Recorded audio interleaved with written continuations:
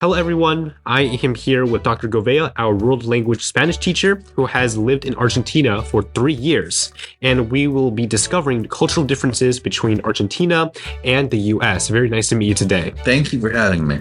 Is it possible if you can just give us like a brief introduction when you were living in Argentina? Sure. I lived in Argentina when I was a little bit older than you. I was 19, 18 when I moved to Argentina.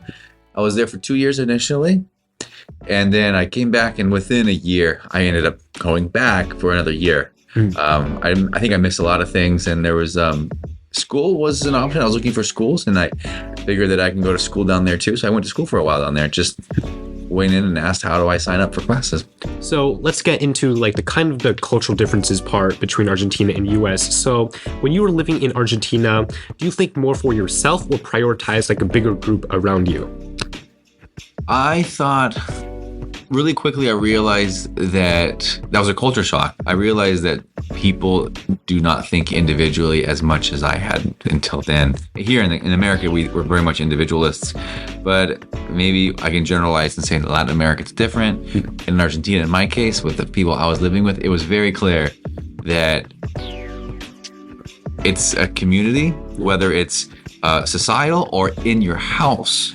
Even if you buy some cereal and it's in the cupboard, someone else might take some and enjoy it because you're all buying stuff together. And when I was there, I was like, no, this is my cereal, this is your yogurt, this is your milk. And that's not really the case. And that's just the inside of a house example where a lot, if you're walking down the street and you want to buy yourself a candy bar, I thought it was normal. If I wanted to buy one, I'd buy one. And if my friend didn't, it meant that he didn't want one. But it came across after a while as rude to buy yourself a candy bar and not the person you're walking with. And I just thought, if you want one, you would have bought one. Yeah. A lot of little things like that show you that they are much more community-based. A lot more collectivist. Yeah, and in contrast to the US. So has that perspective changed when you moved back to the US? Yeah. I think I went back to my normal American. I really do think. Is there examples to the contrary? It's mellowed out is the word I thought of when I thought of this initially. I think it's mellowed out a lot. What helps to mellow out that collectivist, that's the word you use, right? It's collectivist. Yes, collectivist attitude is the lack of public transportation here helps mellow out that collectivist idea, because if you're in your car and I'm in my car and we're leaving from the same place and going to the same place, it doesn't foment or facilitate collectivist ideas. But if we're all waiting for the same subways or waiting for the same buses, you really move together, and in moving together physically, you start thinking that you are together more. And I can definitely relate this. When I travel back to Taiwan, we take a lot of public transport and like buses and like metro stations. And because it's basically like a smaller country, a lot of people don't use as much cars in contrast to the US. Like right in the US, a lot of cars, but rather in Taiwan, we basically just take the train and we kind of just like move and act like a group. And according to studies, people who live in a more collectivist culture like Argentina, which people tend to act and think like a group, walk slower and usually as a group. So do you find this to be true while living in Argentina? Yes, I don't do that anymore. I have to stop myself and remember to walk with those, because sometimes I'll just walk and meet you there if we're going there together. But it's true that people do walk together more. Now, it's different in the city. Do you walk together? I mean, the answer I want to give is yes. And I think I see people, I think of like New York, and a lot of people are individual walking to their respective places. And when I think of other cities, like maybe Argentina, the capital, you see more people walking together, but not often. A big city like that, like the capital, is just a small New York. But there are instances where, do people walk as much together? I think here's how I'll phrase it. I think if you don't walk with somebody, it's really rude, more so than here. Yes, it could be seen as rude if you're walking 3 steps ahead of the person you're kind of going with. But it's okay. In Argentina, I think it is rude. Yeah. And moving on to power distance, do you think that you would treat authority figures more as like a friend or someone more formal, like a higher like boss in Argentina? That's a good question. Now, I wasn't old enough to work. I had a job opportunity that I turned down because I wanted to focus more on school. And I never really worked in an environment in which I had a boss. I had teachers. But I think I can't answer that. That one I have a hard time answering. How about your relationship with your teacher? Would you say you would like feel more like friends with your teacher or more like strict? Oh, you're not friends with your teacher. Oh, okay. Not at all. Not at all. Yeah. You have an interesting thing. I realized I used to teach at college before I came to Cooper. And there's a weird thing. At college, you can be closer to your students and comfortable and do more jokes and do more and have more adult relations, talk and make jokes on the side. And at Cooper, in high schools and in America, I think in general, teachers are supposed to be friendly leaders. Yeah, friendly more. You still have to, you can't be their friend, but you have to be friendly. And I don't know, in university in Argentina, you could be friendly, but that doesn't mean you're their friend. Yeah. And so it's kind of just opposite on both ways. And so, yes, in Argentina, I think teachers can do jokes and be jolly, but be really exigent and say, you got an F. Yeah. And not be on bad terms with them and just say, oh, well, we'll have to work on this. They didn't try to be friendly about it, but I think that's the way that it was for me in Argentina. It was very hard, but the teachers weren't trying to be your friend, but they were able to be themselves, I guess is the way to say it, yeah. And, speaking of like school and things like that, do you think Argentina is more or less competitive or motivated to success than the U.S.? I think the United States is their studies consume. It's an American thing where at a university, you live there, you buy your groceries there, you get your food there, you wash your clothes there, you have your sports there, you have your friends there, you have even a movie theater on campus. That kind of monopolizing of your life in college is very American. It really contributes to, it's very competitive and you just sit here and you focus. In other countries, school can be really hard, but that's your school. You have your sports at a club, you have your family here, you have your friends that are not part of your school. And so I think it's very competitive, but also in America, there's so many colleges and so many things, and schools compete with you. Schools compete to get you to go there, and they try to incentivize you. In Argentina, there's not the same incentive because there's a lot of public schools, and if you get the right numbers, the right grades in high school, you could then go to college. So this is basically the Argentine public school, but in America, there's so many public schools that are each trying to get you. It's very competitive for them too, and so many students. So I think it's more competitive here. But then, however, I do think the classes in Argentina, the material is a lot harder. Okay. So, I mean, I could agree to that because in the US, you not only need to focus on your grades, but also like your extracurriculars and other programs. While, maybe in other countries, if you ace this test or whatever, they have like a standardized college test. If you do good on it, that you can get into college.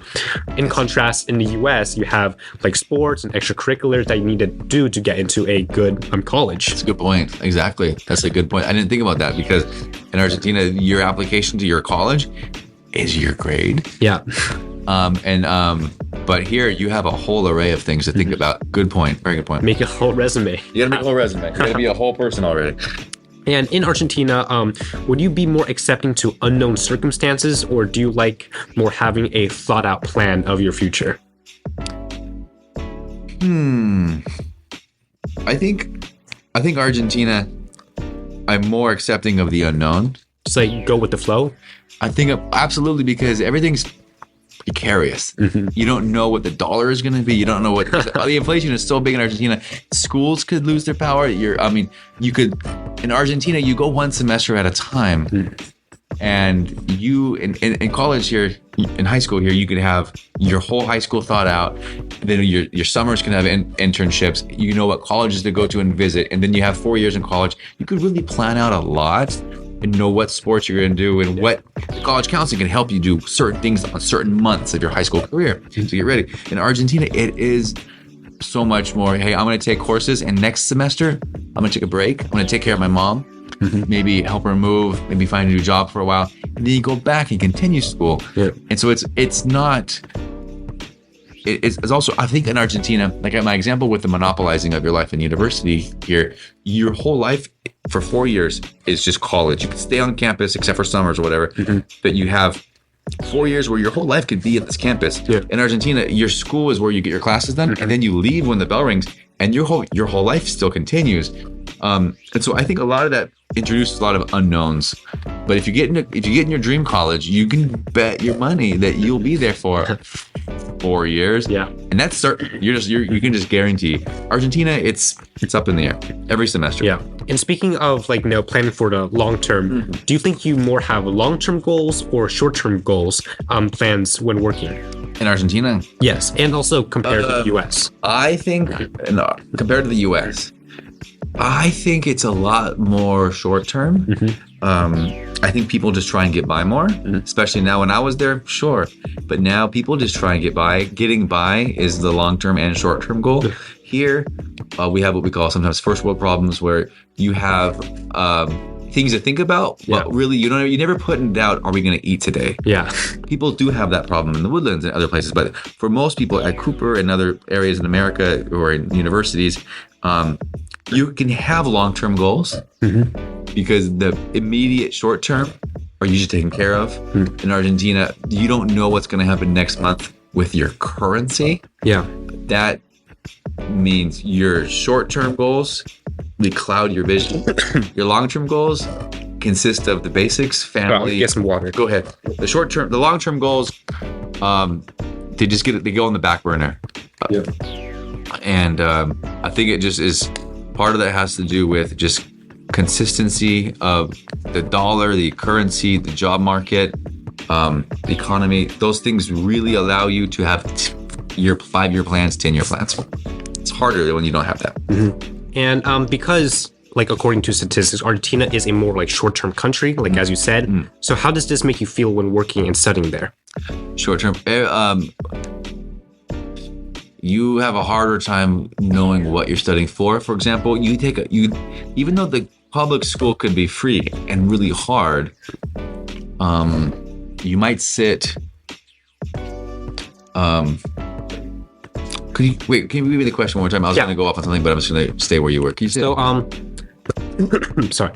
So Argentina is a more short-term country. So how does that make you feel when studying there? Gotcha. Okay. I was going to go off on a side point. You really have even though the school is free, but it's hard. You still have to be very careful in what you study because things are so short term. You're not going to study the majors that some people study in the States. In the States, someone might go to college and not know what they want to do for a living, and so they'll major in things that are interested in them, and expect that they'll get a degree with it, and then therefore a job.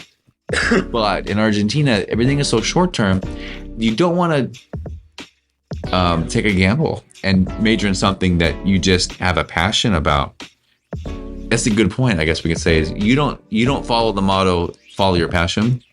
Because what if you're passionate about something, but there doesn't really provide a lot of money? You're not going to do it. In America, you could still make that wager and say, I'm passionate about this, mom and dad.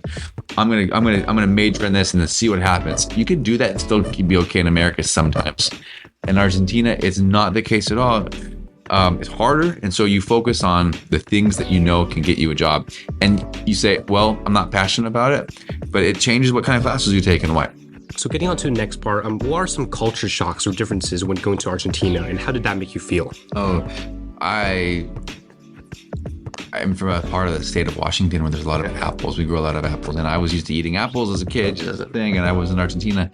I was on the sidewalk walking, or on the sidewalk waiting for a bus at a bus stop. Yeah. And people did not like it that I would be eating. No? If you're standing at a bus stop and you have an apple, so? Yeah. And they thought that was really sloppy. Whatever. Or even eating on the go. I think America, we have the drive-through culture. Getting coffee in your car as you're going from A to B, you're sipping coffee. That's not a thing. You might have one in the subway, but you sit down and have a coffee. It's something you do. What I really got, a culture shock was just eating on the go. And I mentioned the sharing food. It was a culture shock for me to have bought groceries, brought them to my apartment. We had roommates and friends living together, and the fact that they could take some of the food and consume it I thought was really rude. And for them, that's just normal. So definitely the food, sharing it with people or not sharing it. Also eating on the go was awkward for me. So that was weird to not eat on the go. It was weird for me that they thought it was weird that I was eating on the go. And they thought it was weird for me that they would be eating my food in the house when it was my food. Yeah. You were my roommate, whatever. Also free time. This is also before smartphones, but in Argentina, people will go to parks on the weekend and just sit in circles and drink mate and just talk. And in America, I'm used to seeing people in parks walk their dogs, or run, and that's pretty much it. Maybe a barbecue once in a while, but like really, the park is for your dog or for walking, exercising, running. It's never to sit and talk. And it was there. I thought that wasn't a culture shock. It was just something that surprised me. But those are definitely, eating in public was weird for me. And how are these emotions expressed differently in Argentina? And do you think it's a more emotional, like an emotional country? Argentina is more emotional in some ways, for sure. I think so, for sure. In what ways are they more emotional? I think people, all this talk we have about the mood meter and ruler, I think people are very good about talking about what bothers them in Argentina. I don't think people quote their words as much. In Argentina, they're very much more direct. They don't have the same subtleties. If you don't like something, you say it without trying to get around it, without trying to hurt their feelings. It's more direct. It's more direct, and you're not trying to avoid hurting someone's feelings. I think they see that that's something they have to say, and they don't worry about hurting someone's feelings. That's part of the culture. So if someone were in a unpleasant situation in Argentina, do you think they would behave differently than people in the US in the same situation? If people were, can you say it again? If someone was like in an unpleasant situation, like if someone was in like an argument in Argentina, do you think they would have behaved differently in the US? Yeah, I think arguments can be very sharp, because they are not used to saying, hey, I wanted to say this, and they don't say it by getting around it. They could be more direct, more heated. I don't think it's always productive to do that, because then you're just going to get someone's emotions up, and then when you have your emotions up, you're not really having a conversation. So it's a double-edged sword. Yes, it's good to say how you feel. Sometimes if you want to say something, but you don't say it, you say it around the bush, I don't think you always feel satisfied. I think it's therapeutic to express your feelings, but when you censure them and regulate that your words so much that after you're done, you wonder, did I even say what I wanted? So I think it's good to not hurt someone's feelings. Then I also think it's good to say your thing in a way that makes you feel like you actually said your point. But I do think Argentina, if they're going to say things more directly, their emotions are going to be higher. If their emotions are going to be higher, they're not going to be listening, so they're not going to be productive. So I think, they're more direct and they're more heated. That doesn't mean they're always productive, I imagine. Not always. And has Argentinian culture affected your way of life or how you express emotions? Yeah, I would say that I'm a little bit more direct, a little bit more, but I'm learning a lot through the mood meter at Cooper too. What I told you about direct speaking in arguments and just in general, it's really helped me dislike love bombing, because I think it's more Americans will do, I call it love bombing, where you praise somebody a lot for doing things and it's no longer natural, it's just love bombing. And I think in Argentina, that's not a thing. And since it is more direct, you praise when I learned to praise when I see things that are good, but not excessively. And I think Americans love they're afraid of hurting someone's feelings sometimes. And I think I am still American all the way. I mean, I'm purely American in this. But I think my love bombing and I don't praise as much as I would because it comes off as fake. And I think Argentina helped me get through that. Also, it could be because I'm older too. I don't know if it's because I'm older or because Argentina, but I definitely think I express my feelings a little more directly because of having lived in Argentina. Now, what else has that? Can I mention about this emotions? I think I'll be a little bit more direct. Yeah. Because of Argentina. And let's see, what other ways I express my emotions? I think Argentina also loves, like in Latin America, when you're texting, it's very common to put like hearts and emojis like that. Emojis and expressions. They will do that. Okay. That was really big in Argentina and Latin America, maybe in general for some places. I don't know all, but a very open and warm emoji language. Yeah. Although they are more direct when they argue, they also have more flowery Baroque emoji lexicon dialect. Yeah. And I think especially when I'm talking to my Latin American friends on like WhatsApp, I tend to do a lot more emojis when I'm talking to them. So I think that's one thing that's affected how I express my emotions through emojis, which is a great answer, I think. So thank you so much for your time. And also we've learned a lot about the differences between Argentina and also US culture. And I will see you guys next time. Thank you.